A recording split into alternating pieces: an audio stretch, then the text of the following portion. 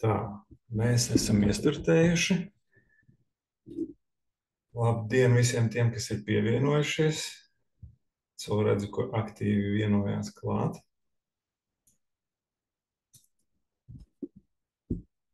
Bet tā kā ir 11, tad kā ierasts, tad mēs arī sāksim. Visiem tad arī uzreiz var pateikt, ja nu gadījumā kas, tad šis webinārs tiek ierakstīts, un ieraksts pēc tam tiks publicēts arī Cospocket YouTube un arī Cospocket bloga ierakstā, un visiem reģistrētajiem dalībniekiem tiks nosūtīts arī uz e-pastu. Tā kā nav jāsatraucās, ja gadījumā webināra laikā zvana kāds klients, ir jāatbild kāds zvans, un kaut ko nedzirdēs. Jā. Plāns tā tad ir parādīt, īsi kodolīgi parādīt galvenās iespējas Cospocket lietošanā savienojumā ar Zalkti. Ar to man palīdzēs mana kolēģe Zane šodien.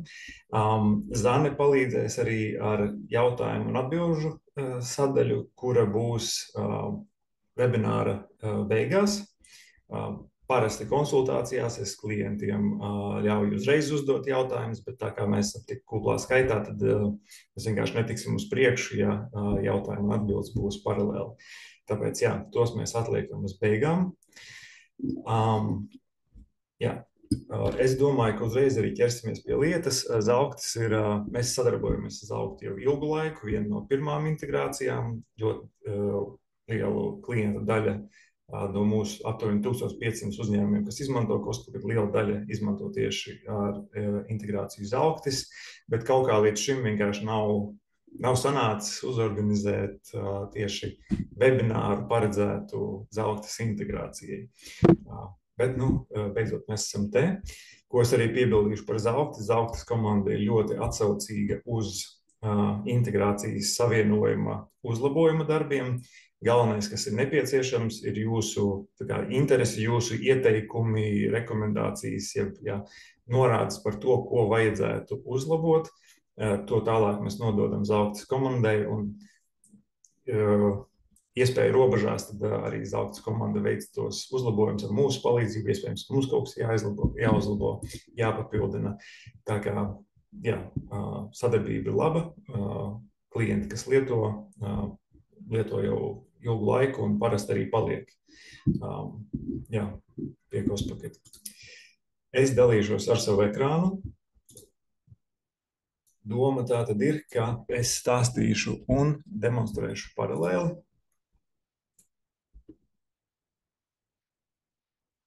Tūlīt pāris sagatavs.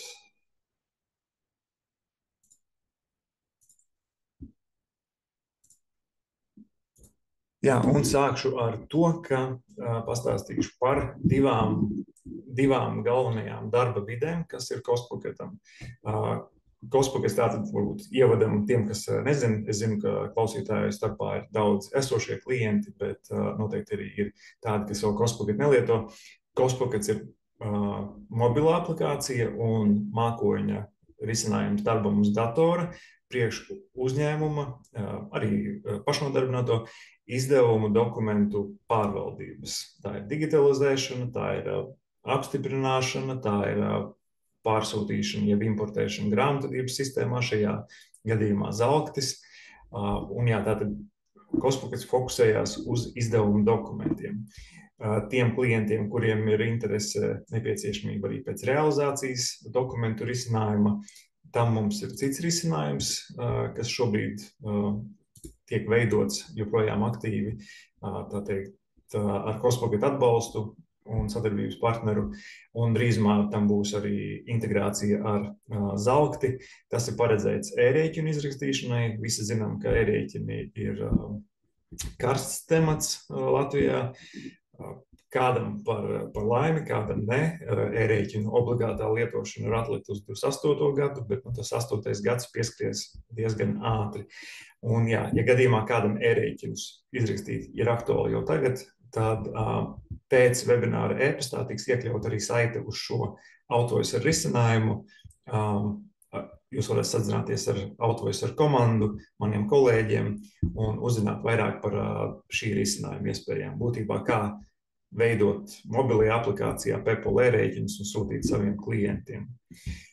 Bet šodien par CostPocket. CostPocketam divas galvenās darba vides ir tātad mobilā aplikācija. Te man viņi ir atvērti uz datora. Mobilās aplikācijas galvenā funkcionalitāte, ar ko vispār CostPockets arī sākās, tā ir fotografēšanas funkcionalitāte, kas ir paredzēta tātad papīra čekiem vai vienas lapas rēķiniem, to digitalizēšanai. Otra darba vide ir CostPocket mākoņu vide. Šī vide ir paredzēta darbam uz datora, un šī vide ir tā, kurā tieši grāmatveži pavada lielāko darbu laiku strādājot ar CostPocket.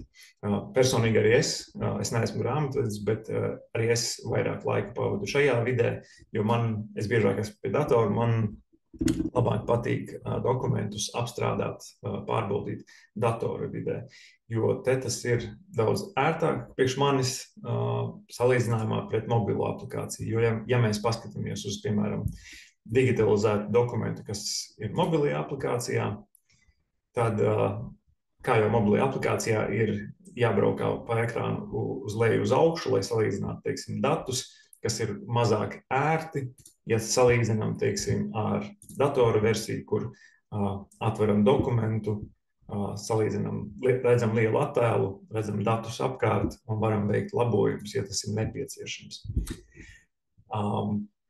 Ceļš darbā ar CostPocket sākās ar reģistrēšanos. Reģistrēšanās sastāv no divām daļām.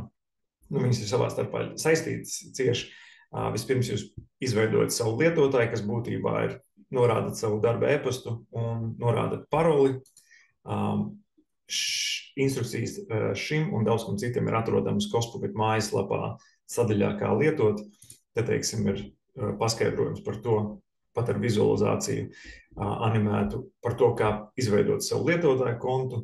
Būtībā ievadat e-pastu, norādat paroli vai izvēlaties Google pieslēgšanos vai Microsoft, un jūs esat izveidojuši sev lietotāju.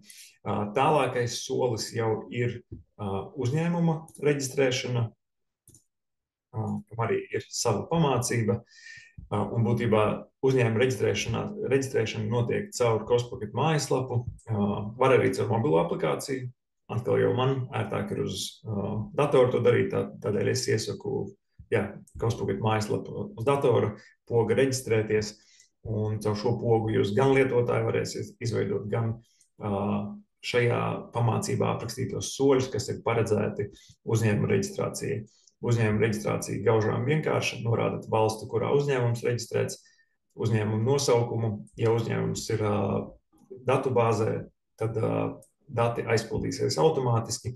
Te mēs izmantojām kā paraugu fiktīvu uzņēmumu nosaukumu, tādēļ šie dati bija jāizpild manuāli. Beigās nospiežam tālāk.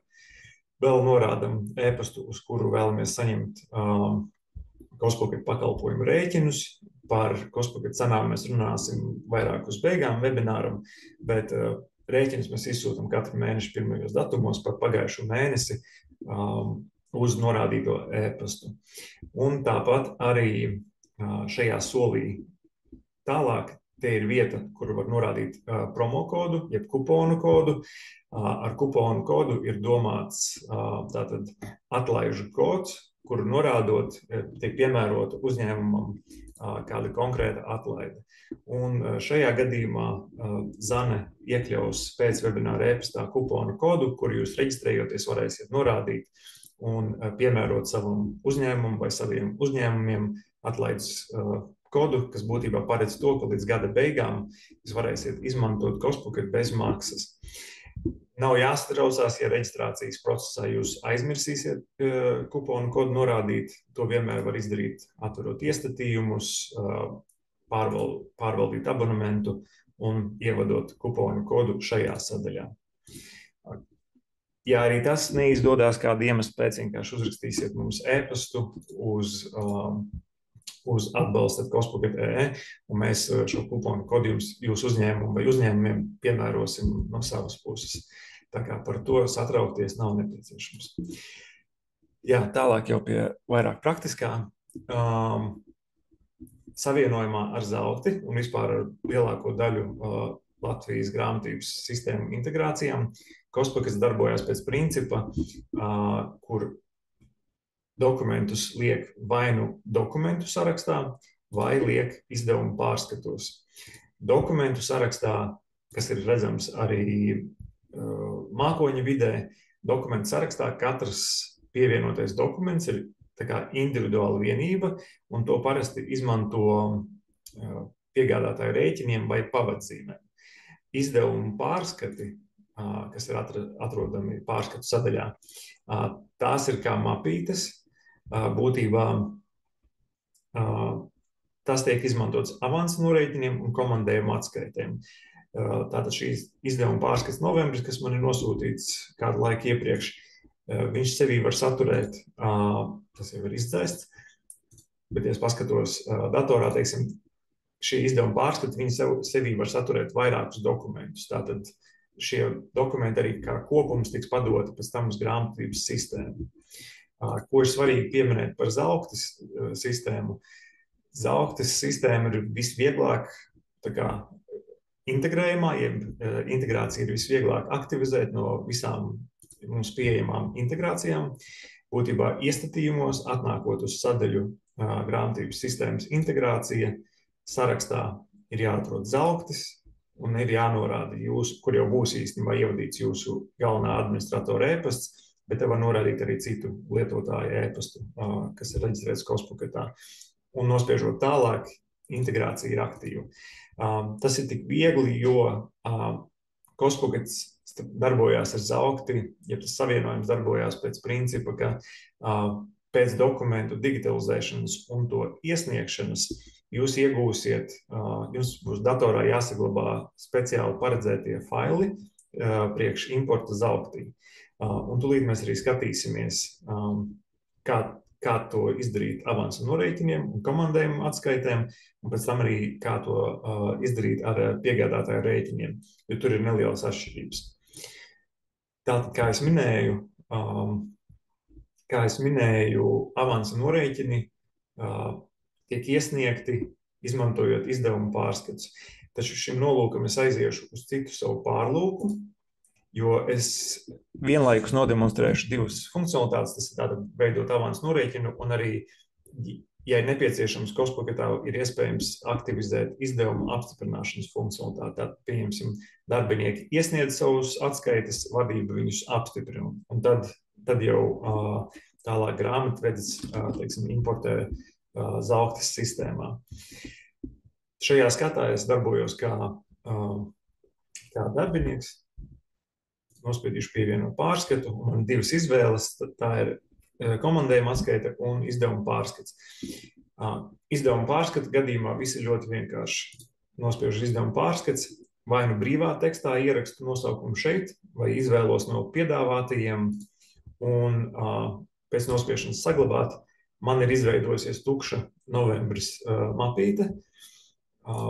Šobrīd, ja es viņu aizveru, tad es redzu, ka tajā ir 0 dokumenti, un to atverot, es varu, teiksim, mobilajā aplikācijā, ja man ir kāds čeks uz rokas, es spiežu fotografēt, pieņemsim, es tikko biju pusdienās ar klientu, spiežu fotografēt, un pēc čeka nofotografēšanas man tiek jautāts, vai es norēķinājos ar personīgiem līdzekļiem, jeb ar uzņēmumu līdzekļiem.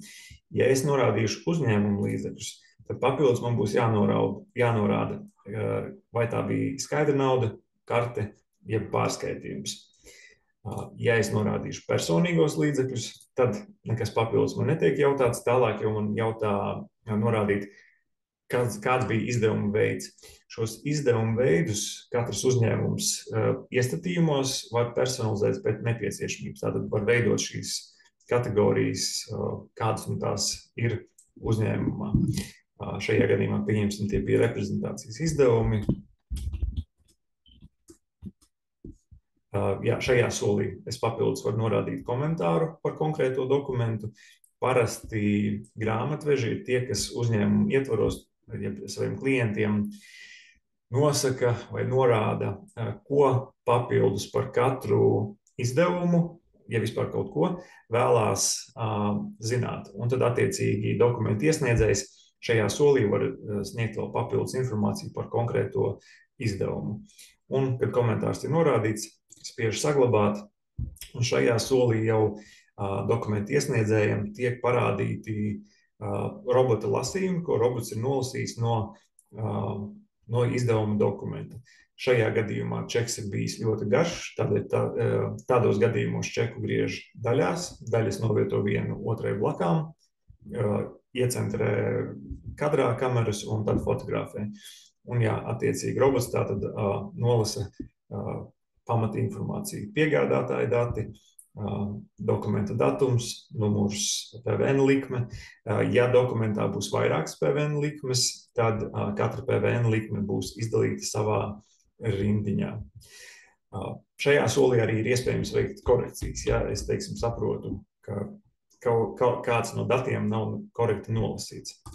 Veicu labojumus, spiežu saglabāt, un šobrīd šis čeks ir pievienots novembra pārskatam, bet nekur tālāk tas nav aizceļojis, teiksim, uz grāmatvedības sistēmu, tas paliek glabāties šajā novembra pārskatā. Novembris iet uz priekšu, es iepildu degvielu mašīnā, piemēram, atkal norādu, ar kādiem līdzekļiem norēķinājos, norādu izdevumu veidu, kāds tas ir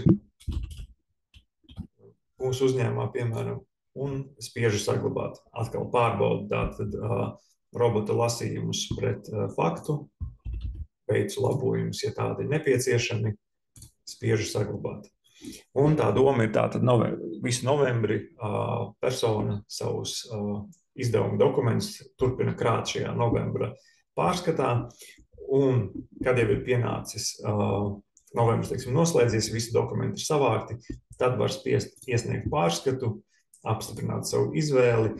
Un šajā gadījumā, kā es minēju, tā kā šobrīd es demonstrēšu izdevumu apstiprināšanas funkcionalitāti, tad šis pārskats vēl, tas fails paredzētais priekš importēšanas zauktī, viņš vēl netiek nosūtīts administratoram uz e-pastu. Šajā gadījumā šis pārskats paliek statusā gaida apstiprinājumu. Būtībā viņš gaida šī konkrētā uzņēmuma norādītā vadītāja apstiprinājumu, kurš ir norādīts iestatījumos kā apstiprinātājs. Ātri parādīšu atšķirību, kas notiek, ja veidojam komandējumu atskaiti. Princips ir tas pats, tiks izveidota mapīte, bet būs viena būtiska atšķirība rezultātā. Tātad komandējuma atskaite. Komandējuma atskaitei ir jānorāda vairākas detaļas. Galvenā ir tātad galamērķis, uz kuriem mēs devāmies komandējumā. Jānorāda periods, brauciena pamatojums, tiek piedāvāti, var ierakstīt arī brīvā tekstā, un sistēma aprēķina dienas naudu par norādīto periodu. Ja uzņēmumā ir kādas savas dienas naudas likmes, tad dienas naudas likme var samazināt. Teiksim, ja ir vienošanās, ka tādas vispār netiek izmaksātas, te ieliekam 0, dienas nauda netiks aprēķināta. Jā, un pēc tam, kad es nospiežu saglabāt, tad tā ir tieši tāda pat mapīte kā avans norēķina pārskats novembris, ar vienu niansi, tai nāk klāt dienas nauda. Princips tālāk tas pats, es esmu komandējumā, es padzeru kafiju, pārēdu pusdienas ar klientu, uzreiz fotografēju čeku, pievienojot to šai Somijas komandējuma atskaitei un čeku metu ārā. Tālāk pārējām uz izdevumu apstiprināšanu. Kad uzņēmuma darbinieks atskaiti, jeb dokumentu ir iesniedzis, tad administrators e-pastā saņems paziņojumu, ka konkrētā persona ir iesniegusi tādu un tādu dokumentu, lūdzu apstipriniet.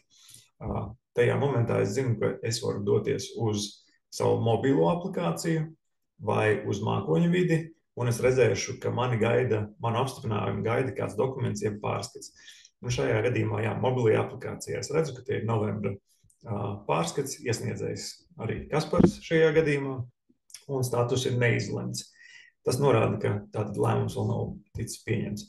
Atverot pārskatu, es varu redzēt, kādi ir tajā pievienotie dokumenti, apskatīt dokumentus, un te man ir iespējas noraidīt, apstiprināt, un ir vēl arī citas iespējas, teiksim, deleģēt apstiprinājumu kādam citam kolēģim, vai pievienot vēl kādu citu kolēģi, kurš apstiprinās ar mani kopā, tad, man ir nepieciešams otrs viedoklis.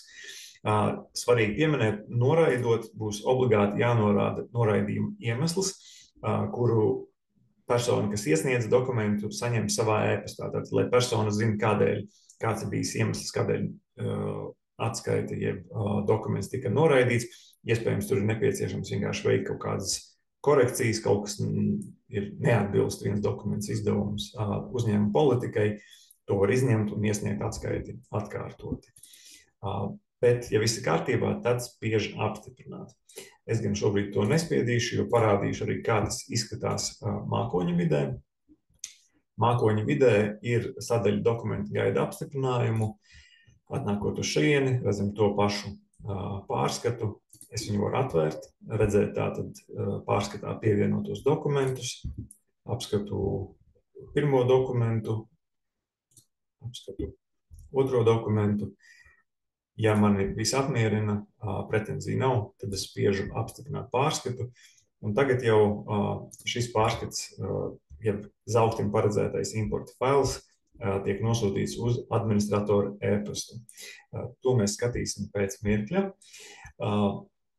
Tagad tātad mēs apskatījāmies fotografēšanas digitalizēšanu. Kā jūs jau sapratāt, fotografēt uz datoru man nav iespējas, bet tie visi pārējie soļi ir identiski. Tālāk šobrīd pati populārākā digitalizēšanas metode, tā ir dokumentu digitalizēšana, iesūtot tos no e-pasta. Katram uzņēmumam Costpockets automātiski uzģenerē un piešķir šādu @costpocket.com e-pasta adresi. Šī pirmā daļa katram uzņēmumam ir sava, unikāla. Pēc šīs pirmās daļas būtībā Costpockets sistēma saprot, uz kura uzņēmuma datubāzi novirzīt dokumentus, kas tā kā nāk uz mūsu sistēmu. Jo pat vienam lietotājiem var būt vairāku uzņēmumu datubāzi, teiksim, ja tie grāmatvedības ārpakalpojums sniedzēji, tad viņi apkalpo parasti vairākus uzņēmumus, un te, teiksim, mans saraksts ar maniem fiktīvajiem un arī nefiktīvajiem uzņēmumiem. Un katram šim uzņēmumam tā adrese ir sava, un, jā, viņi ir svarīgi parasti iesaku nevis pārrakstīt, bet atnākt uz šo vidi, teiksim, nospiest uz šīs pogas, e-pasts nokopējās, tālāk jau dodamies uz savu darba e-pastu, e-pasta ziņā adresātā mēs ierakstam vai iekopējam nokopēto e-pasta adresi. Šajā gadījumā man šai e-pasta ziņai ir pievienoti 2 rēķini pielikumā. Var pievienot arī vairākus. Mana prakse ir tāda, ka biežāk piegādātājs man atsūta e-pastu ar rēķinu. Es uzreiz tam e-pastam spiežu pārsūtīt, jeb forwardēt un norādu savu īstā uzņēmuma @costpocket.com e-pasta adresi. Papildinu temata joslā es izlaboju vai ierakstu tekstu, kas katram no dokumentiem vai konkrētiem dokumentam parādīsies kā komentārs Costpocketā, un kad šīs daļas ir izdarītas, es spiežu nosūtīt, un aptuveni minūtes laikā nosūtītajiem dokumentiem, rēķiniem vajadzētu parādīties Costpocket dokumentu sarakstā, robots tos apstrādās, un tie būs gatavi manai pārskatīšanai, tātad pārbaudēji, un tālāk jau eksportēšanai uz Zauktas sistēmu. Kamēr man nosūtītie rēķini vēl ceļo uz Costpocket, tikmēr parādīšu trešo digitalizēšanas metodi, kas arī ir visai populāri, jo daudzi joprojām, teiksim, rēķinus glabā savos datoros, jeb kaut kādās mākoņu vidēs. Tā ir šī poga labajā ekrāna apakšējā stūrī, pievienot dokumentus tātad no datu krātuves. Dokumentus var vai nu ievilkt, paņemt no mapītes un ievilkt šajā kvadrātiņā, taisnstūrī, vai arī spiest pogu pārlūkot, ko es pats izmantoju parasti, atrast, kur mums uz datora glabājās dokumenti. Manā gadījumā gan tas nav uz datora. Man datorā ir pievienots mans mākoņu krātuve Google Drive. Bet jā, princips tas pats. Es atrodu, kur man glabājās dokumenti, varu iezīmēt līdz 100 dokumentiem vienlaikus un spiežu open, jeb atvērt. Un šobrīd robots pa vienam katru dokumentu apstrādās, tātad digitalizēs. Kad robots savu darbu pabeigs, tad šīs pogas ekrāna lejasdaļā kļūs aktīvas. Saglabāt vēlākai apstrādē, tas būtībā nozīmēs saglabāt šos dokumentus statusā nepabeigts, ja to varētu saukt arī par melnrakstu. Varbūt man šobrīd nav laika iet katram dokumentam cauri, pārbaudīt, es vienkārši viņus gribēju digitalizēt, pēc tam es vēlāk skatīšos datus. Normālos apstākļos tad spiežam pārskatīt dokumentus. Katram dokumentam tātad izejam cauri, salīdzinām faktu pret to, ko ir atradis robots. Šeit arī varam veikt labojumus, ja tas ir nepieciešams. Tos pašus datus varam norādīt arī, ko norādījām aplikācijā, teiksim, komentārs.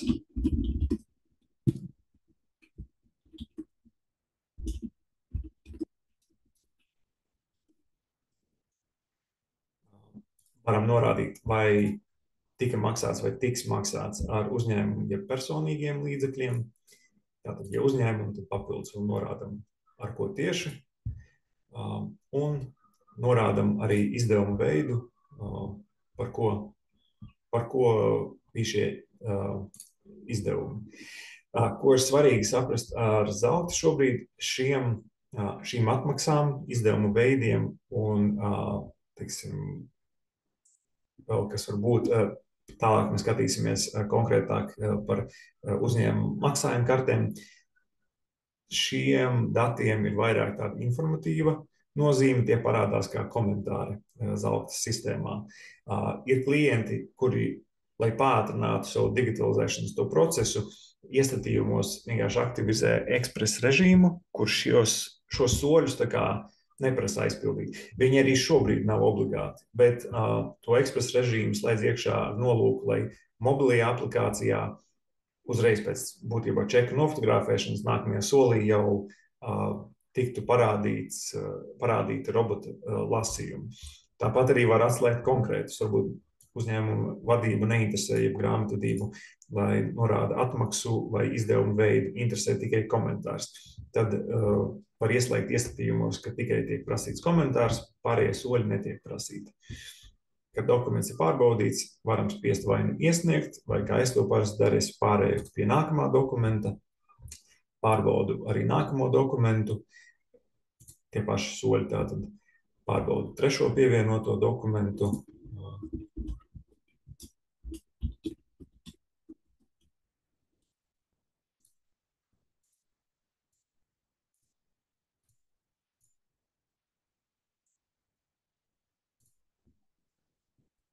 Jā, un kad visi dokumenti, kas tika digitalizēti, ir pārbaudīti, tad es varu aizvērt to dokumentu skatu logu un izmantojot šo pogu iesniegt visus 3 dokumentus.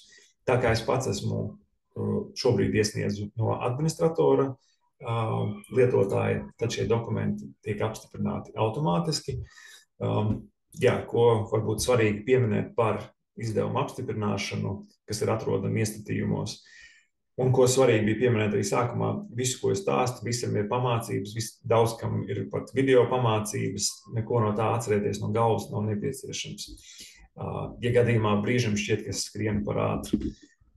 Jā, izdevuma apstiprināšanas schēmas, šobrīd tas, ko es rādīju, kad es izveidoju, teiksim, novembra atskaiti, un pēc tam no otra lietotāja tā kā apstiprināju viņu, tā ir pati tā kā vienkāršākā schēma, kādu nu vien var izveidot. Ir viens iesniedzējs, uz kuru attiecās schēma, tātad, ja šis Kaspars iesniedz dokumentu, tad šajā gadījumā otrs Kaspars apstiprina.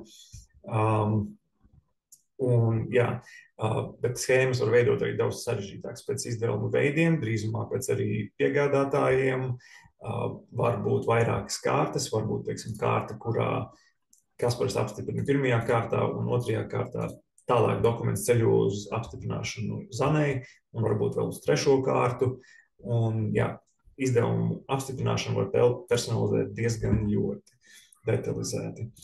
Taču, ja uzņēmumam izdevuma apstiprināšana nav nepieciešama, bet tomēr kaut kādu kontroli pār tiem saglabāt gribētos, lai gan ar Zelta kontroli saglabāsies jebkurā gadījumā, jo izdevuma pārskati un dokumenti, tā importēšana Zeltī, viņi notiks ar jūsu starpniecību, tā kā daļai manuāli.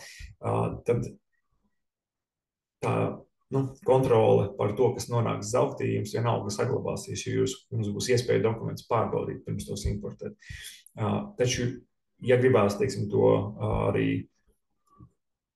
tā kā to izdevumu apstiprināšanu, kura tiek arī dokumentēta, tad vienkāršākais veids ir aktivizēt, sūtīt dokumentus tikai pēc administratora apstiprinājuma, kas būtībā nozīmē, ka parastie lietotāji, ja iesniegs dokumentus, tie vienmēr paliks statusā gaida apstiprinājumu, un šo apstiprinājumu vajadzēs dot vienam no uzņēmuma konta administratoriem.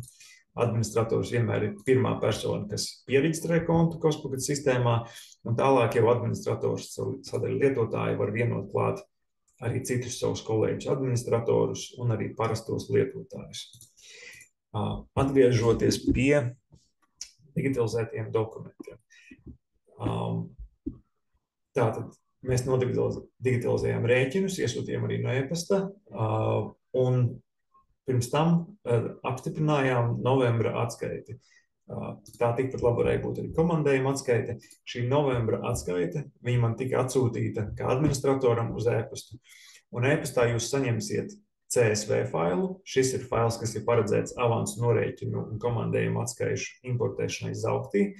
Un PDF atskaiti, tas ir vienkārši kā vizualizācija, apkopojums par to, kas ir šajā atskaitē. Bet šo PDF failu nekur importēt nevajag. To jūs varat vai nu saglabāt vienkārši šeit e-pastā, vai varbūt lejuplādēt savu datorā, ja nepieciešams.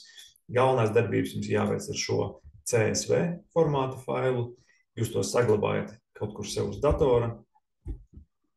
Tālāk jau dodaties uz Zelti.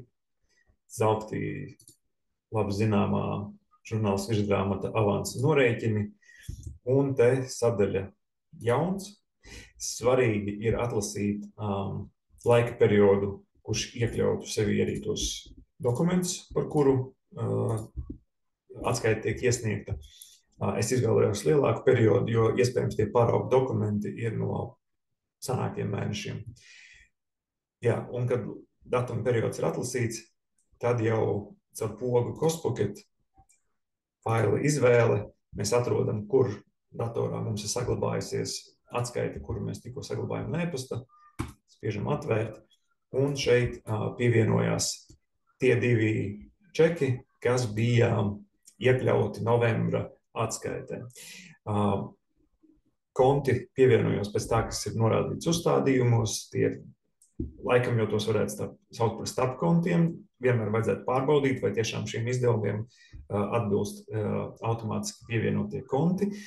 Un šeit ir saite, kura jūs novedīs uz konkrēto atskaiti. Teiksim, ja jūs gribat pārbaudīt, apskatīt šo dokumentu vēlreiz Costpocketā salīdzināšanai, jūs varat nospiest uz saites, un jums tiks atvērts šis dokuments Costpocketā.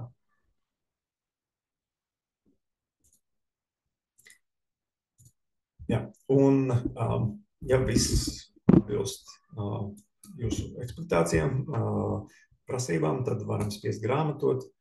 Zelts parādīs, vai ir kāds nederīgs, un parādīs, cik ir derīgi, un jā, varam iegrāmatot. Tālāk, pēc tam jau šie dokumenti parādīsies kopējā skatā, avansu norēķinos. Ja tā būs komandējuma atskaita, tad kā klients parādīsies jūsu pašu uzņēmums, un te tiks norādīts komandējuma periods, galamērķis un dienas naudas summa. Šobrīd galamērķis tiek norādīts tā kā angļu valodā, lai gan man atskaita saucās Somija, jeb galamērķis tiek norādīts Somija, latviešu valodā. Šobrīd importējās angļu valodā, bet šis tiks atrisināts, es domāju, pāris nedēļu laikā. tāds visai sīkums. Tālāk apskatīsimies piegādātāju rēķinu importēšanu. Piegādātāju rēķinu importēšana process mazliet atšķirās. Tātad nekas netiek sūtīts uz e-pastu, viss notiek šajā vidē Cospocket mākoņu pakalpojumā. Mēs skatāmies, kuri ir apstiprināti, bet nav nosūtīti dokumenti. Te ir pāris nepabeigtie, tātad melnraksti, un būtībā varam atlasīt arī lielāku periodu, un tad mēs redzēsim dokumentus par plašāku periodu, loģiski, un atzīmējam interesējošos piegādātāju rēķinus. Kad esam atzīmējuši vismaz vienu, te parādās rīku josla, un šajā rīku joslā ir poga lejuplādēt atzīmētos. Tātad lejuplādēt atzīmētos dokumentus, nospiežot uz tās, ir zauktas eksports. Nospiežam zauktas eksports, mums tiks piedāvāts saglabāt XML formāta failu. Kādēļ vienam ir CSV, otram ir XML, tas godīgi priekš jums nav būtiski. Būtiski ir saprast, ka šis ir paredzēts piegādātāju rēķinu importam, un tā importēšana notiek zauktī caur pamatdati, administratoru rīki, datu imports, eksports, un sarakstā atrodam Cospocket. Pirmajā reizē, un tas būs tikai pirmajā reizē katram uzņēmumam, būs jāatver uzstādījumi un jāsavada PVN kontu plāns. Tas ir jāizdara tikai pirmo reizi, kad tas ir izdarīts. Visas turpmākās reizes mēs uzreiz spiežam uz šīs pogas XML datnes izvēle, atrodam, kur tikko saglabājām no Cospocket lejuplādēto failu ar piegādātāju rēķiniem un spiežam atvērt. Tas pats princips, kas ar avansu norēķiniem ielasās, tātad dati no Cospocket, ir saite katram rēķinam ir saite uz dokumentu Cospocketā, ja vēlamies to atvērt un pārbaudīt, salīdzināt, apskatīt. Un jā, ja visi pareizi, spiežam saglabāt, un pēc tam jau šie dokumenti parādās rēķinu sarakstā. Mums tikai jāatlasa periods, un jā, pievienotie dokumenti tālāk jau ir atrodami šeit. Tiek pievienoti arī PVN kontējumi, kas norādīti uzstādījumos, taču, ko es vēlos ļoti uzsvērt, Cospocket nekādā gadījumā neaizstāja grāmatu, tad es domāju, ka pēc manas prezentācijas tas, ja vēl tagad nav skaidrs, tad noteikti būs skaidrs. Kontēšanu joprojām pārbauda un veic grāmatveži, visādas korekcijas. Jā, Cospocket ir tikai palīdz tātad rīks, kas palīdz ātrāk tos datus ievadīt, nogādāt grāmatības sistēmā, tā kā izbeidzot to manuālu datu ievadīšanu no papīra jeb digitālajiem dokumentiem. Jā, tā izskatās dokumentu digitalizēšana. Tad mēs apskatījāmies, digitalizēt var mobilajā aplikācijā fotografējot, dokumentus pārsūtot no e-pasta un pievienojot no datoru, jeb datu krātuvēm. Tāpat arī no Cospocket jebkurā brīdī var izeksportēt gan dokumentu oriģinālus, ja, teiksim, es neusticos visādām mākoņu krātuvēm, ko ir svarīgi piebilst šajā kontekstā. Cospockets visus digitalizētos dokumentus arhivē 8 gadus. Arhīvos atrodas Eiropas Savienības teritorijā Vācijā. Arhīvs tas ir servers Vācijā, tātad atbilst grāmatības likumam par digitālu dokumentu glabāšanu. Taču, ja gribās papildus drošībai veidot arī pašiem savu arhīvu, tad var atnākt, teiksim, Cospocketā katru mēnesi, piemēram, izvēlēties tekošais mēnesis, atzīmēt dokumentus, ja izmantot pogu augšā, kas izvilks visus dokumentus, un caur to pašu lejuplādes pogu, teiksim, izeksportēt zip arhīvu failu, kurš saturēs tikai pašus dokumentu attēlus, jeb PDF failus, tā kā oriģinālus. Tātad visādam gadījumam veidot sev otru arhīvu. Jeb, ja teiksim, valsts ieņēmuma dienests vēršās pie jums un vēlās redzēt dokumentus par kādu konkrētu periodu, tad pēc klientu atsauksmēm valsts ieņēmuma dienestu apmierinot šāds komunikācijas veids, kad no Cospocket par konkrēto periodu klientu tiek izvilkta PDF atskaite. PDF atskaitē vispirms tiek pēc izdevuma veidiem sadalīts tabulas veidā, tā kā apkopojums par dokumentiem, un tālāk jau atskaitē tiek pievienoti paši dokumenti. Jā.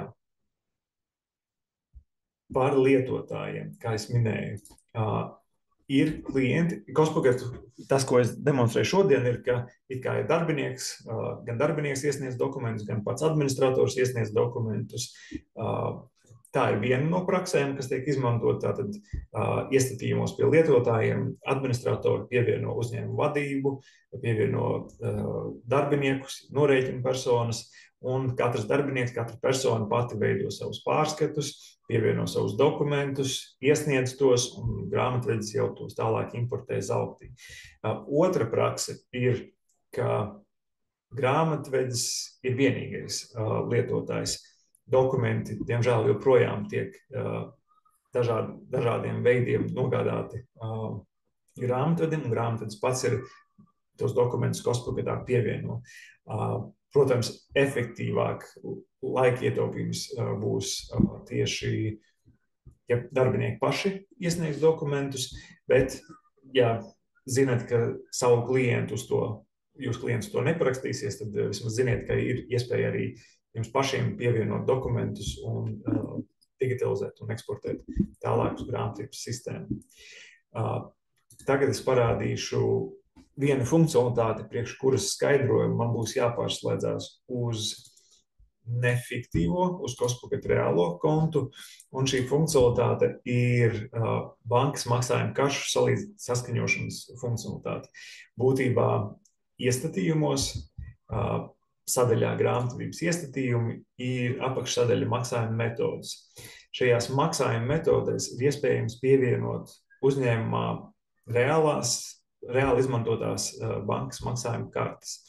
Ja atminaties, iepriekš es digitalizēju dokumentu, man tika prasīts norādīt, vai es maksāju ar uzņēmumu līdzekļiem vai personīgiem, un ja es norādīju uzņēmumu, tad papildus man bija iespēja norādīt, ja bija nepieciešams norādīt, vai tas bija pārskaitījums karte vai skaidra nauda, kas nav visai konkrēti. Tad ar šo funkcionalitāti ir iespējams norādīt konkrētu karti, ar kuru tika maksāt šī karte, kas ir pievienot, viņa tiek piesaistīta konkrētai personai. Un ja šīs maksājuma metodas ir, vismaz viena karte ir pievienota, tad sadaļā citi pakalpojumi iestatījumos ir iespējams aktivēt kartes izrakstas saskaņošanu. Un mēs tūlīt skatīsimies, ko tas nozīmē. Šo saskaņošanu var aktivizēt vēl paralēli arī izveidojot savienojumu ar bankas kontu, kuram konkrētā karte, ja vairākas kartes ir piesaistītas.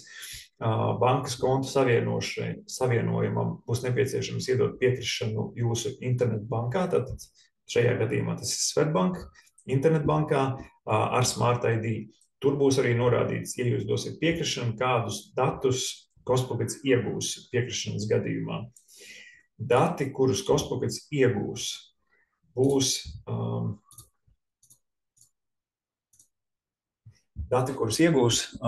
pirmkārt, te parādīsies jauna sadaļa kartes darījumi mākoņu vidē, un dati, ko iegūs Cospockets, ir ar karti veiktie maksājumi.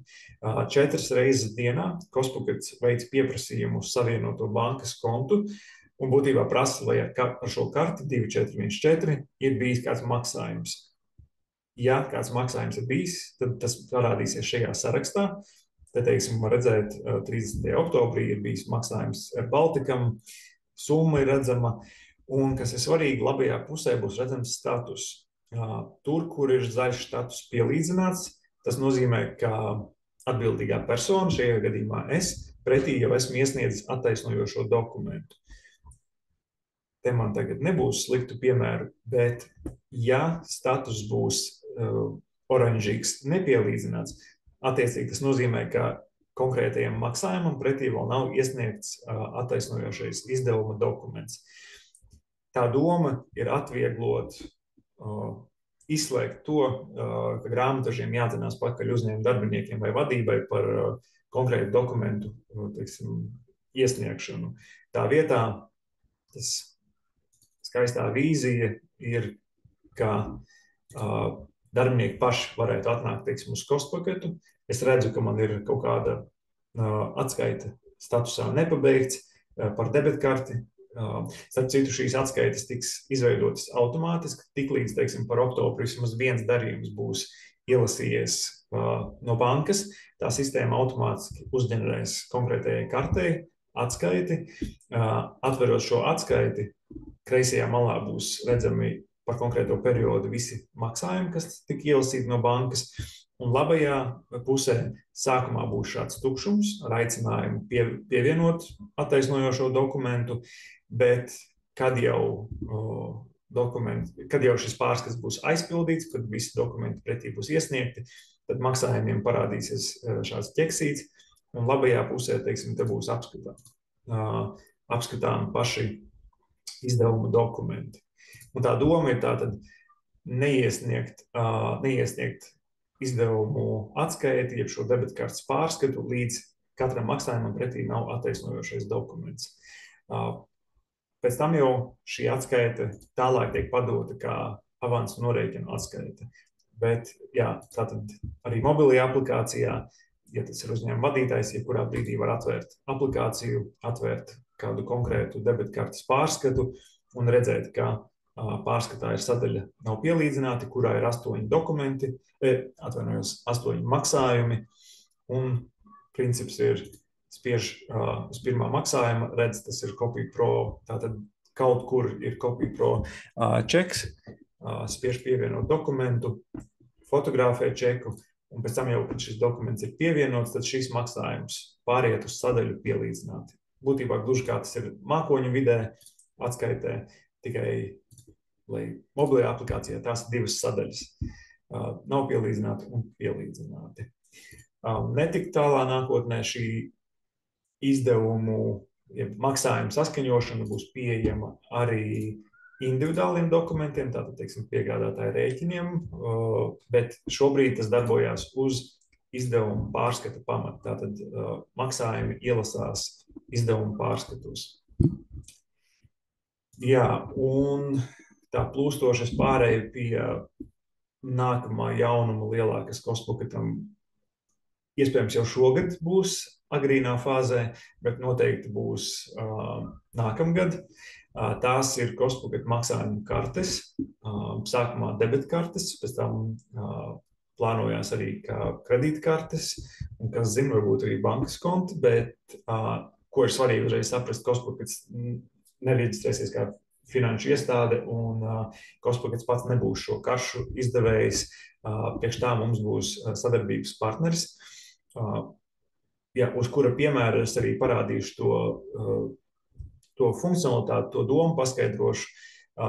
Tā doma kostpaket kartēm ir tajā galējā versijā, ka uzņēmuma vadība varēs atnākt, atvērt savu, teiksim, uzņēmumu kostpaketā, atnākt uz iestatījumiem, pieņemsim, ka tā būs sadaļa lietotāji, noteikti, ka tam būs atsevišķa sadaļa, un, teiksim, zanēji hops piešķirt virtuāli, teiksim, karti ar pāris klikšķiem. Tas ir, lai izslēgtu darbinieku personīgo līdzekļu tērēšanu uzņēmumu vajadzībām. Te es esmu pieslēdzies mūsu sadarbības partnera Videi. Diemžēl te viss ir angļu valodā. Tas ir Zviedru uzņēmums, un viņiem latviešu valodas mājaslaps, jeb vides nav. Taču doma līdzīga. Te ir saraksts ar mūsu uzņēmuma darbiniekiem, vismaz dažiem no tiem, un pieņemsim, ka Zana šobrīd atrodas Latvijas otrā galā, viņai ir nepieciešams iegādāties materiālus kāda projekta īstenošanai. Zanei sava bankas karte nav, tad variants būtu, viņi lieto savu personīgo naudu, kas nekad darbiniekam īsti nepatīk. Vai arī es atnāku uz šo vidi, nākotnē tā būs Cospocket vide, nospiežu uz zanes, nospiežu pievienot karti, izvēlos virtuālo vai fizisko. Es zinu, ka zane lieto Apple Pay un Google Pay, tādēļ es viņai varu droši piešķirt virtuālo, un man arī nepieciešams, lai zane jau pēc pāris minūtēm var norēķināties ar to. Norādu kartes nosaukumu, apzīmējumu, teiksim tā, un norādīšu, ka kartes limits ir 200. Un šajā brīdī zane ir saņēmusi e-pastā paziņojumu par to, ka viņai ir piešķirta Visa karte, nākotnē tā būs Cospocket Visa, un viņi jau ar to var norēķināties. Protams, norēķiniem būs jāiekļaujas norādītajā limitā. Ja zanē būs nepieciešams papildus limits, par to tad viņi varēs informēt vai mani patiešo, vai nākotnē caur Cospocket, teiksim, veicot papildus pieprasījumu administrācijai. Kad ir nepieciešams karti iesaldēt, teiksim, varbūt līdz nākamajam projektam, tad būs iespēja arī to iesaldēt momentā, vai, teiksim, ja karta tiek nozaudēta, turpat Cospocketā varēs arī nobloķēt, vai, ja karta vienkārši nav nepieciešama vairs, karta tiek aizvērta. Plāns ir, ka šīs kartes Cospocket klientiem būs bezmaksas. Iespējams, tas vēl nav skaidrs, būs kaut kāda maksa par fiziskajām kartēm, vienreizēja tā kā pasūtījuma maksa. Mēs cīnīsimies par to, ka šādas maksas arī nebūs, bet to vēl garantēt nevar. Bet virtuālās kartes būs bezmaksas, ikmēneša maksas arī neplānojās. Un jā, domāju, ka tas būs ļoti ērts veids, kā aizstāt klasiskās varbūt banku norēķinu veidus. Un ka var svarīgi pieminēt arī, ka visi ar Cospocket kartēm veiktie maksājumi, viņi arī momentā parādīsies Cospocketā karšu darījumos, un norēķina personai, kas norēķināsies ar Cospocket karti, Cospocketā aplikācija, teiksim, telefonā parādīs paziņojumu ar aicinājumu konkrētajam maksājumam, kas tikko parādījies Cospocketā, pievienot attaisnojošo dokumentu. Tādējādi vēl pātrinot izdevumu dokumentu apkopošanu. Jā, es esmu novāvuļojis kārtīgi. Es biju cerējis iekļauties pusstundā, stipri pār tam. Jā, vēl pirms mēs pārējām pie jautājumiem atbildēm, ātri par cenām. Tas, ko mēs skatījāmies šodien, bija roboplāns. Cospockettam ir 2 abonēšanas plāni, iedalās 2 kategorijās. Robotizētā digitalizācija un digitalizācija ar Cospocket speciālistu datu pārbaudi. Būtībā robotizētā digitalizācija nozīmē, es tikko nofotografēju čeku, man uzreiz parādās robota lasījumi, ko robots ir nolasījis no konkrētā izdevuma. Es varu veikt labojumus, kā mēs to redzējām, un iesniegt vai saglabāt šo dokumentu savā datubāzē. Digitalizācija ar cilvēku Cospocket speciālistu pārbaudi nozīmē, ka es nobildēju čeku, man pašam nav jāuztraucās par datu pārbaudi, šos robota lasījumus no Cospocket puses pārbaudīs speciālisti 2 kārtās, veiks korekcijas datu lasījumos, ja tādas būs nepieciešamas, un tad no savas puses viņi atzīmēs šo dokumentu kā digitalizētu, un tas saglabāsies jūsu datubāzē. Klientiem, un arī 90% mūsu klientu izmanto robotizēto digitalizāciju, jo precizitāte ir ļoti augsta, un īsti bez vajadzības es neiesaku uzreiz sākt, teiksim, ar šo digitalizāciju ar speciālistu pārbaudi, jo svarīga nianse šos dokumentus, tā dokumentu pārbauda notiek vidēji 5 stundu laikā līdz 1 darba dienai. Tātad, to dokumentu iesniegšana, tas cikls paildzinās. Un viņš arī ir dārgāks, tas plāns. Būtībā šī robotizētā digitalizācija paredz to, ka maksa ir 6 eiro par katru lietotāju, kas tiek pievienots uzņēmumā mēnesī. Tātad sākotnējā maksa ir 6 eiro. Tā ir minimālā maksa mēnesī. kura sevī iekļauj tātad viens lietotājs, kas parasti ir pirmais administrators, kas reģistrē uzņēmumu, un tā paredz 100 dokumentu digitalizāciju mēnesī. Ja tiks pievienots otrs lietotājs, tad mēneša maksa būs 12 eiro plus PVN. Un tajā konkrētajā mēnesī, ja mēneša tas limits paaugstinās uz 200 dokumentiem mēnesī. Un tā ar katru nākamo lietotāju 6 eiro klāt pie ikmēneša rēķina un 100 dokumenti klāt uzņēmuma kopējiem dokumentu ikmēneša limitam. Grāmatvedības ārpakalpojumu sniedzēji, ja izvēlās maksāt par vairākiem uzņēmumiem, tātad par savu klientu uzņēmumiem, tad grāmatvedības ārpakalpojumu sniedzējiem viens lietotājs, viens papildus lietotājs katrā uzņēmumā ir bez maksas. Tātad 6 eiro ietilpst 2 lietotāji, ieskaitot jūs pašus kā administratoru, un sākotnējais dokumentu limits ir 200 dokumentu mēnesī. Jā, ar maksā, kad izmanto plānu, katrs digitalizētais dokuments maksā 40 centus, un pirmie 3 lietotāji ir bezmaksas, sākot no 4. lietotāja ir 2 eiro par lietotāju. Šis plāns parasti ir izdevīgs lieliem uzņēmumiem, kuros ir liels norēķinu personu skaits, bet uz vienu personu ir ļoti neliels dokumentu skaits. Viņiem būtībā neatmaksājās maksāt par katru lietotāju 6 eiro.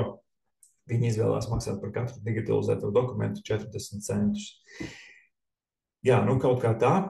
Vēl svarīga nianse, ko piebilst, preču pakalpojumu rindu digitalizācija. Ja tā, teiksim, ir nepieciešama no rēķiniem ar robo plānu, tā būs bezmaksas. To vienkārši vajadzēs iestatījumos aktivizēt, un robots nolasīs preču rindas ar maksā, kad izmanto. Katra preču rinda maksās papildus 5 centus. Tā kā, ja tas ir aktuāli, tad vēl viens iegūms izmantojot roboplānu. Un arī ir iespēja abonēt individuāliem uzņēmumiem, abonēt robo uz gadu. Tad sanāk 59 eiro plus PVN gadā. Zane, es domāju, ka man pietiek runāt, ka cilvēki jau būs noguruši.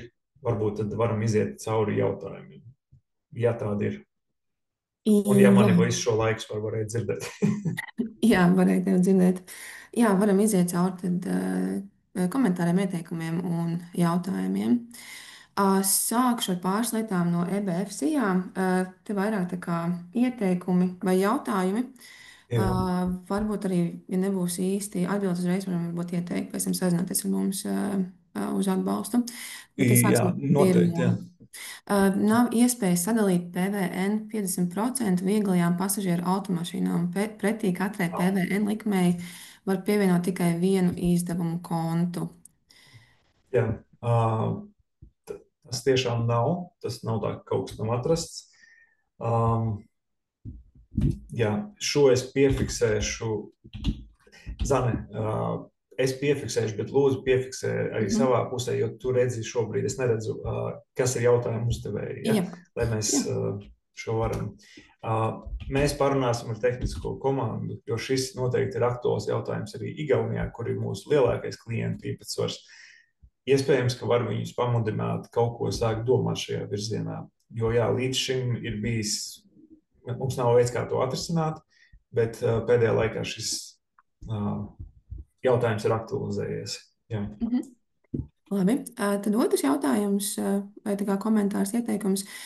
Zelgtī, kamēr vēl nav iegrāmatoti vai apstiprināti kospaket dokumenti, nevar paskatīties pašu dokumentu. Zelgtī nevar. Tā. Pieņemsim, ja tie ir rēķini, ja tas būtu rēķins. Labākais, ko zelgtī var, tātad zeltī, jā, attēlu importēt, parādīt nevar, bet tāpēc ir šīs saites uz katru dokumentu. Es nospiežu saites un apskatu viņu tādā veidā. Jā, tā ir vienīgā izēja. Risinājums, jā. Jā, saitē, man liekas, vajadzētu rādīties arī tā kā rēķinu sarakstā un visur. Rēķinu sarakstā arī, jā. Mēs varam pāriet pie nākamā. Jā, tad jautājums no Dāvida. Kā ir ar piestādītiem rēķiniem? Ja vadītājs pats piestāda pavadzījumus Excelī un tad nosūta man rēķinus, vai var ielādēt tos visus rēķinus caur Pocket Zelktī? Varbūt šeit jautājums ir tieši par dokumenta tipu, failu tipu. Noteikti arī par failu tipu. Excel formāta failus nedigitalizēs, Pocket nevarēs digitalizēt. Vēl gan te būtu jāsaprot, te izklausās, ka tas varētu būt runa par realizācijas rēķiniem, jo, ja tas ir patiešām par realizācijas rēķiniem, tad to būtu iespējams izdarīt caur šo autoiseru risinājumu. Tur var ielādēt arī Excel sarakstu ar rēķiniem, un cerams, ka jau šogad būs arī integrācija ar Zelkti, un tad arī iespējams būs iespēja importēt Zelktī. Jā, tur būtu labi noprecizēt, ja tas patiešām bija realizācijas rēķini, tad cerība ir, ja tas ir par Pocket, tad ar Excel nebūs tāds variants. Labi, tad dodamies pie nākamā par bankas maksājumu saskaņošanu. Vai tas darbojas arī uz Igaunijas, Lietuvas banku debetkartēm? Jā, tās bankas ir ļoti plašs saraksts ar tām bankām, kuras var savienot. Ar mums sazinoties, jūs varat noskaidrot par konkrētām bankām, bet noteikti Igaunija noteikti. Tas ir, Igaunijā ir mūsu mātes uzņēmums, Pocket OU, un lielākā daļa inovāciju nāk no Igaunijas un tad ceļo pie mums. Nākamais jautājums no Artas, par digitalizāciju un dokumentu apstrādi. Tātad es varu fotografēt ar telefonu lietotnē un tad atvērt datorā un apstrādāt dokumentus. Jā, viss, ko jūs pievienosiet šeit lietotnē, momentā būs arī redzams šajā mākoņvidē. Tāpēc atbildi ir jā. Jā, nākošais jautājums no Dāvida. Kā būs, ja čeks ir no ārzemēm? Visam vajadzētu būt labi. Jā, ar nolasīšanu problēmu nebūs. Ja iestatījumos, sen es neesmu bijis šajā iestatījumā, pēc noklusējuma iestatījumos vienmēr būs ieslēgts šis iestatījums ignorēt ārzemju PVN. Tātad ārzemju dokumentiem netiks izdalīts PVNs. Jā. Nākamais jautājums no Ingrīdas. Vai avansa norēķiniem paņems izdevumu veidu ar vienu komentāru? Piedod, Zane, es mazliet aizkavējos iepriekšējā, es sāku domāt savu atbildi, bet uzdod vēlreiz šo jautājumu. Vai avansa norēķiniem paņems izdevumu veidu ar vienu komentāru? Izdevumu veidu ar vienu komentāru. Katram dokumentam vajadzētu būt savam komentāram. Es mazliet līdz galam nesaprotu šo jautājumu.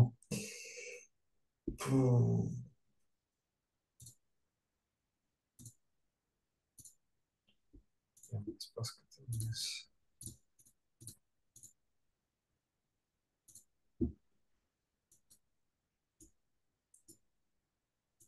Avansa norēķiniem parādās katram dokumentam savs tas komentārs. Jā. Jā, šo var precizēt varbūt. Jā. Piefiksēšu savā pusē. Nākošais jautājums no Evelīnas.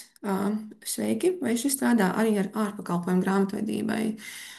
Jātaisa viens konts, kur var importēt dokumentus noteiktam klienta zālkša failā, vai jātaisa katram klientam savs konts?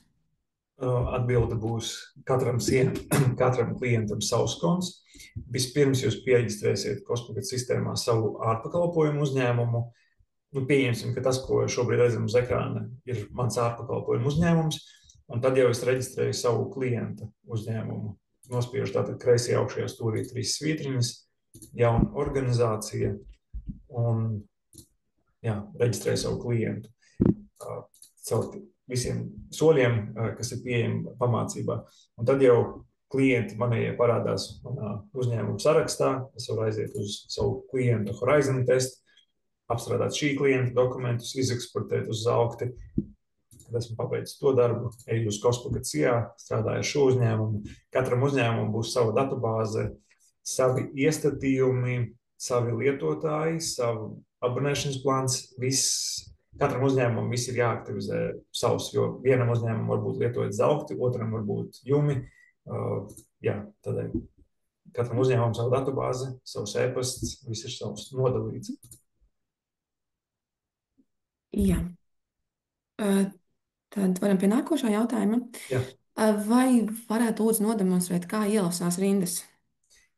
Rindas, jā. Tātad priekš tā es iestatījumos pie citiem pakalpojumiem aktivizēšu preču rindu digitalizēšanu pēc noklusējuma tikai rēķiniem un izmantošu pievienošanu no datora.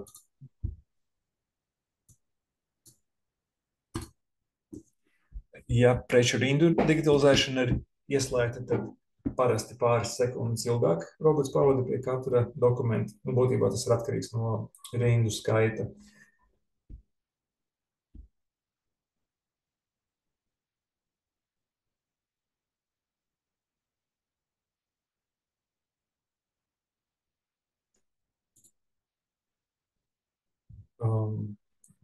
Tātad iepriekš, kad preču rindu nolasīšana nebija aktīva, te parādījās tikai PVN likmes summas un kopsummas, tad šajā gadījumā te parādās arī preces apraksts, vienība, daudzums un kods. Jā, te netīšām gadījās arī nodemonstrēt to, ka sistēma ķers duplikātus. Ja vairāk kārt mēģināsiet iesniegt vienu to pašu dokumentu, tad dokuments nomarķēsies ar sarkanu duplikāts, un te parādīsies jauna sadaļa duplikāti, kuru atjauninot es redzu, kā šo rēķinu es jau esmu iesniedzis. Tā sanāk, ka šodien tas jau ir apstiprināts un tas jau ir nosūtīts. Tas norāda uz to, ka šis dokuments jau ir grāmatvedības sistēmā. Tāpēc es normālos apstākļos dzēstu šo eksemplāru, kuru es jau atkārtot iesniedzu. Bet, lai demonstrācijai, tad es izdzēšu to lieko eksemplāru, apstrādāju šo un pēc tam šo varu importēt grāmatvedības sistēmā. Jā, es domāju, Zane, ka varam pāriet pie nākamā. Es tagad vienkārši, kamēr tu uzdos jautājumus, pamēģināšu importēt arī. Jā, tad varbūt nākamo arī varēs parādīt uzreiz jautājums no Alas, kurā sistēmā jāliek grāmatojuma kontus, Cospocket vai Zelktī? Zelktī. Jā.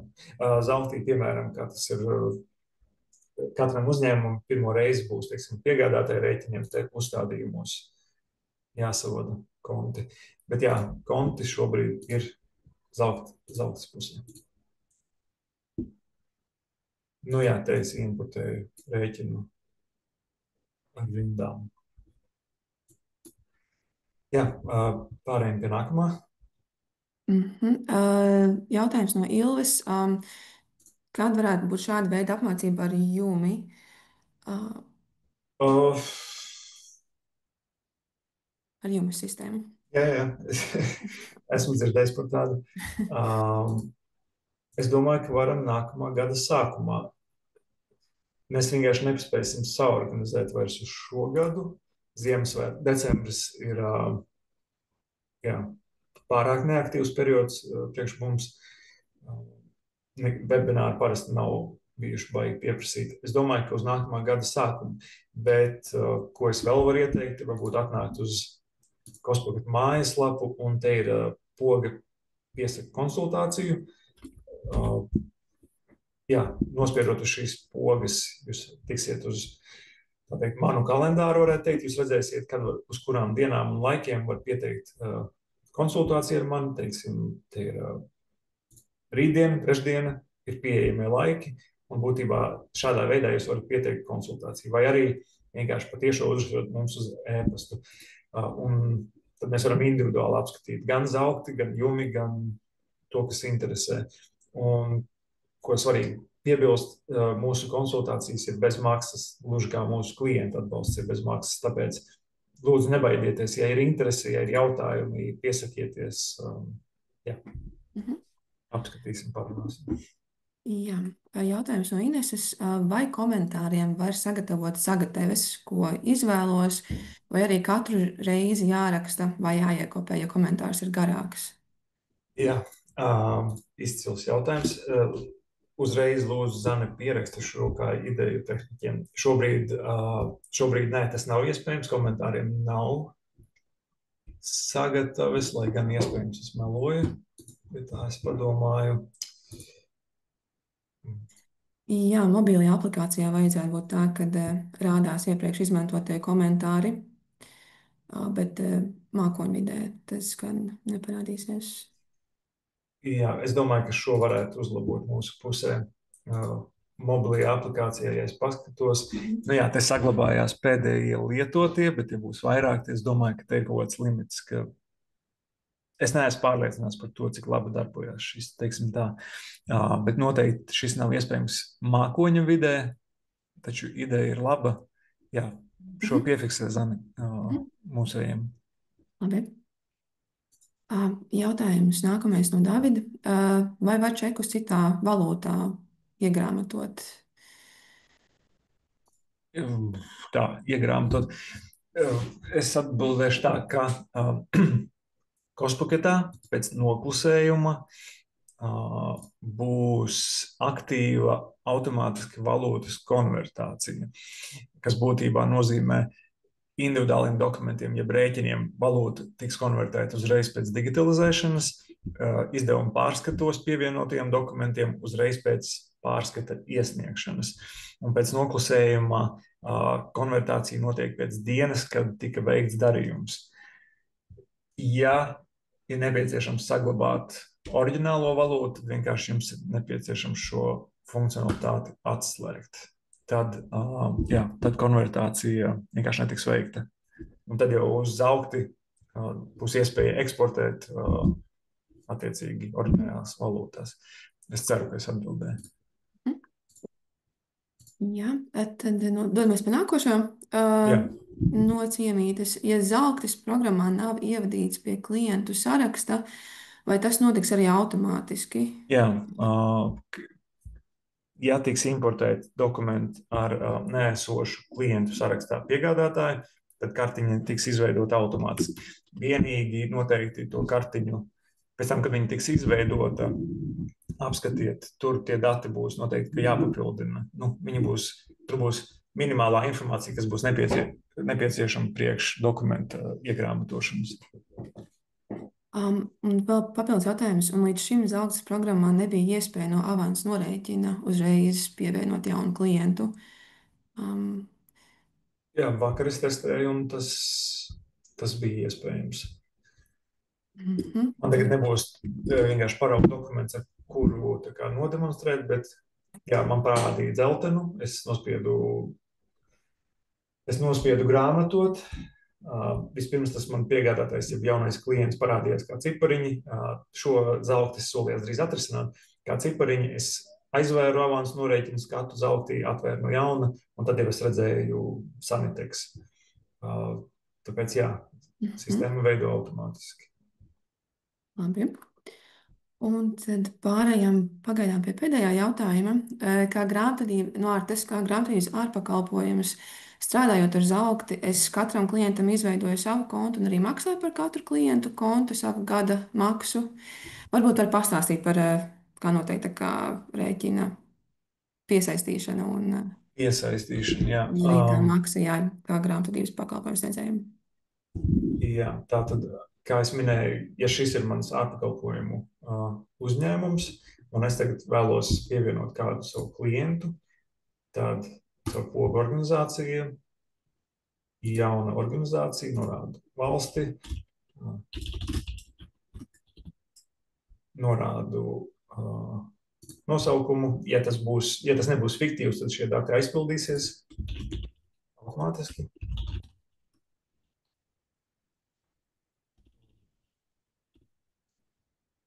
Šis lauciņš nav obligāts. Būtībā, ja norādīsiet, tad iespējams sazināsimies. Norādu, vai ir apliekams ar PVN. Varēja arī tagad nenorādīt. Un jā, šis ir tas solis, kas jums kā ārpakalpojumu sniedzējiem būs svarīgs. Tātad pēc noklusējuma tiek norādīts, ka rēķinu saņēmējs būs šis e-pasta adresāts. Taču, ja jūs atzīmēsiet adresēt Kosmopaketa rēķinus citai organizācijai, tad jums būs iespēja no saraksta rēķina saņēmējā norādīt jūsu ārpakalpojumu uzņēmumu. Tad šajā gadījumā es norādīšu SIA Zaugtes tests, tas ir mans ārpakalpojumu uzņēmums, norādīšu promo kodu, kur es minēju, bet jā, šo var izlaist. Galvenais ir tātad atzīmēt, ka maksātājs būs jūsu ārpakalpojumu uzņēmums, spiežu tālāk. Tagad ir reģistrēts šis mans klients SIA, un būtībā, jā, šī klienta ikmēneša rēķins tiks pievienots jūsu ārpakalpojumu uzņēmuma ikmēneša rēķinam. Rēķinā šis klients parādīsies kā rindiņa. Tur būs redzams, cik, teiksim, par novembri ir bijuši lietotāji, cik dokumenti tika digitalizēti, un attiecīgi summas. Un tā katrs klients, kas būs jūsu pārvaldībā, sarakstā, parādīsies kā rindiņa rēķinā, kopējā rēķinā. Ja kāds klients ir pieregistrēts un jūs aizmirsāt norādīt, ka maksātājs būs jūsu ārpakalpojumu birojs, tad iestatījuma sadaļā maksājumi ir iespēja atnākt. Te man jau ir norādīts cits. Nē, atvainojos. Te atnākot, man ir iespēja nomainīt rēķinu saņēmēju no šī uzņēmuma uz atrodu sarakstā savu ārpakalpojumu uzņēmumu un norāda, ka maksātājs būs es. Un tad arī šis uzņēmums tiks pievienots kopējam manam rēķinam. Un no brīža, kad uzņēmums maksā par vismaz 2 citiem uzņēmumiem, tātad pieņemsim jūsu ārpakalpojumu uzņēmums maksā par 2 citiem klientu uzņēmumiem, no tā brīža tiek piemērota arī šī ārpakalpojuma atlaide, kur pirmajos 6 eiro ietilpst viens papildus lietotājs bez maksas un 200 dokumentu digitalizācija mēnesī. Šī dokumentu digitalizācija, tas limits attiecās uz katru uzņēmumu atsevišķi. Tātad uz katru jūsu klientu būs 200, nevis pa visiem jūsu klientiem kopā. Nu, es ceru, ka es atbildēju. Es domāju, ka jā, izskatās, ka atbildēju. Vairāk jautājumu nav. Komentārs no EBF SIA par to komentāru jautājumu pirmīt. Iestījumos zem grāmatvedības iestījumiem izdevuma veidi var tā kā pievienot vai norādīt izdevumu veidus, bet es neesmu pārliecināta, tas tā kā, kurā vietā tas Zelgtī aiziet. Varbūt tā varbūt kaut kas. Zelgti, jā, mums vakar par šo bija saruna ar Zelgti. Piegādātāju rēķiniem tas aiziet piezīmēs, jeb komentāros. Avans no rēķiniem tas šobrīd neaiziet. Tas ir tikai informatīvi Kosmopaketā. Un jā, tas, ko man vakar tieši Ainārs no Zelgša pateica, vajag, lai kāds klients tikai palūdz, un mēs to iestrādāsim. Kā jau es minēju, Zelgtis ļoti darbojās uz savu klientu lūgumiem, un viņi ir patiešām bijuši līdz šim ļoti atsaucīgi. Es nevaru no gaisa izdomāt, ka man vajag kaut ko, man šķiet, ka mūsu klientiem vajag. Ja ir kāds klients, kas palūdz šo, tad Zelgtis to var iestrādāt. Līdz ar to, jā, Zane, lūdzu piefiksē arī šo konkrētu klientu, un tad jau mēs varēsim kopā ar Zelgti šo uzlabot. Un es redzu, ka Marina ir pacēlusi roku.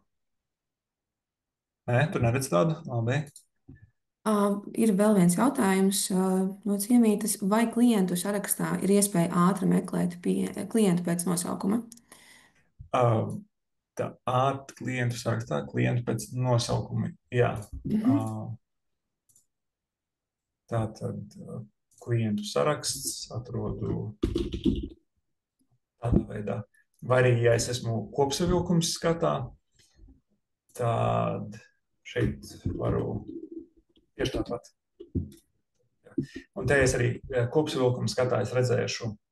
Šis skats ir domāts, lai es varētu pāraudzīt visus savus pārvaldībā esošos uzņēmumus ar galveno uzsvaru uz šiem sarkanajiem un dzeltenajiem, kurus redzu vai nepabeigtiem. Ja es redzu, ka te ir nosūtīti 27 vai te ir viss, teiksim, nosūtīti, nu, man īsta jēga vairs šo uzņēmumu nav vaļā.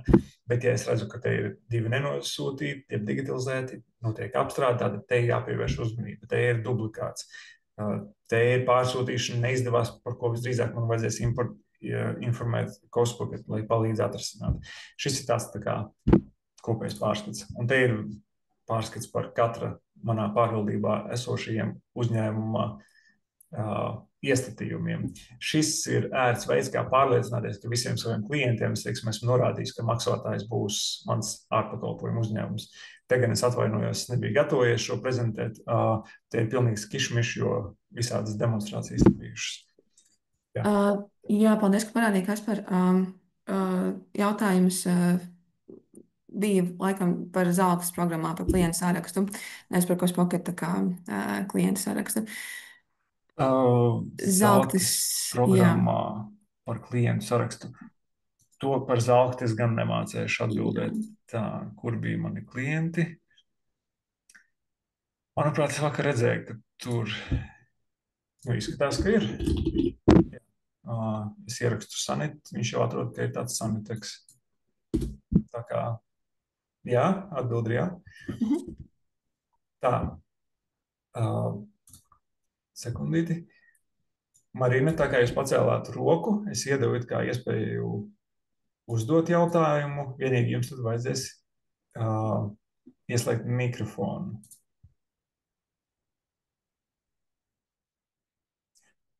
Nu labi, varbūt netīšām nospiedās. Jā. Nu, Zane, vai visi jautājumi ir cauri? Jā, tie arī bija visi līdz šim. Labi. Tad jā, vēlreiz atkārtoju pēc webināra. Mēs nosūtīsim e-pastu ar video ierakstu. Nosūtīsim svarīgākās saites, kuponu kodu. Lai neaizmirstās, atcerieties, ka kuponu kodu pietiks arī, ja uzrakstīsiet e-pastā, kuram uzņēmumam piemērot izcils sniegums. Paldies par izcilu, es nezinu, bet patīkami. Un jā, nu, droši piesakiet arī individuālās konsultācijas, detalizētāk var izrunāt jautājumus un jums ērtākā tempā, jo nu, šeit man ir jāskrien laikam līdzi. Paldies jums visiem, patīkam tādas atsauksmes dzirdēt. Turpināsim uzlabot, cerams ar jūsu palīdzību, un jā, paldies Zane par palīdzību. Domāju, ka mēs varam finišēt. Paldies, lai forši atlikusī dienas daļa. Jā, paldies. Tā. Tā, visu labu.